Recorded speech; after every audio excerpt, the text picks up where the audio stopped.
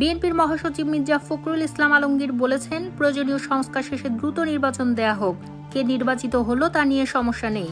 অন্তর্বর্তী সরকারের কাছে নানা রকম প্রত্যাশা আছে মানুষের, কিন্তু সেরকম কোনো ইঙ্গিত এই সরকারের কাছ থেকে পাওয়া যাচ্ছে না।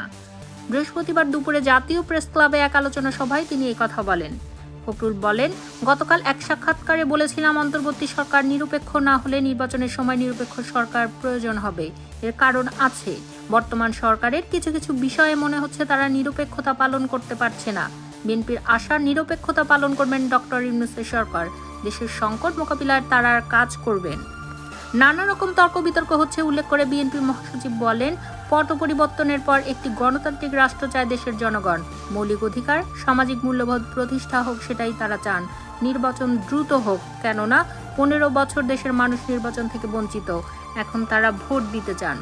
ক্ষমতায় যাওয়ার জন্যই নির্বাচন নয় উল্লেখ করে বিএনপির এই নেতা বলেন, রাজনৈতিক দলের সবাই নির্বাচন হওয়ার ব্যাপারে একমত। সরকারের পক্ষ থেকে সংস্কারের কথা বলছে। তাহলে কি 4-5 বছর অপেক্ষা করব? তাহলে তো জনগণ ভোট থেকে বঞ্চিত হবে।